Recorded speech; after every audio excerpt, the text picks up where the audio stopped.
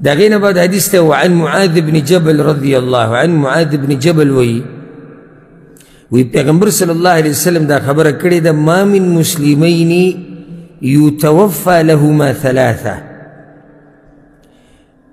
دا دو مسلمانانو چې درې بچي مړ شي دا دو مسلمانان څوک مور او پلار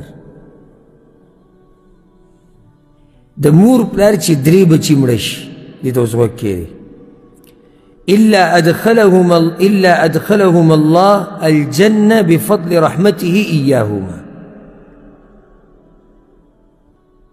الله سبحانه وتعالى بدا دوان الجنة تننباسي پخپل زیاتی رحمت سره چې په دوی باندې وکړي نو دا زیاتی رحمت ولې په دوی وکړو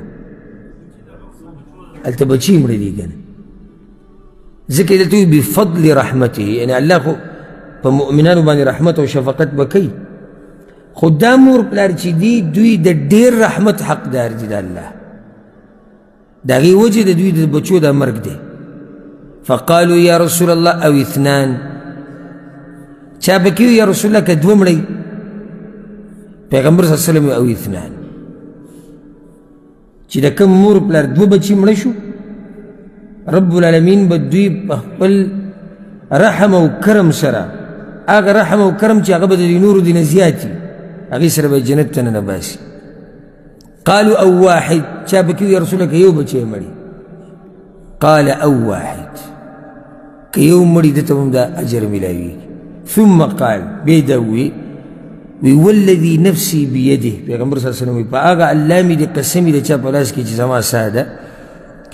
ان السقط ليجر امه بسرره الى الجنه اذا احتسبته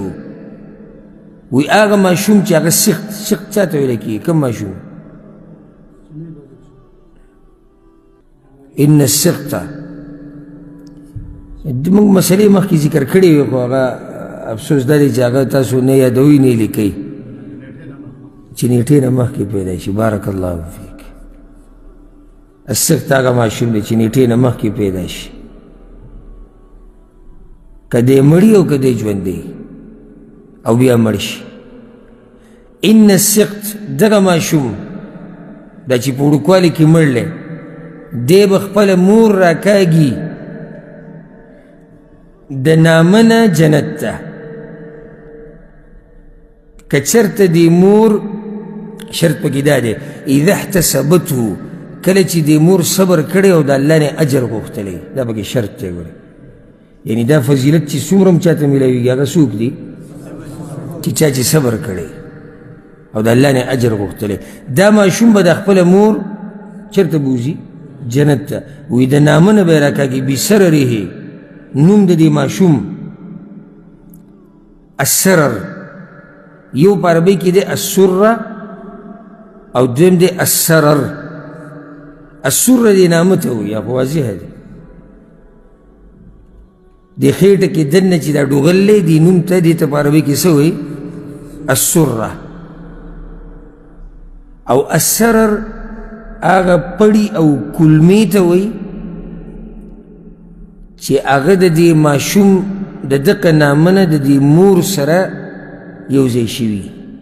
او بیا چې کله دا ماشوم پیدا شي نو هغه ترې وروسته کټ کړی شي دغې ته په عربۍ کې السرر ویلی کېږي نو دا ماشوم به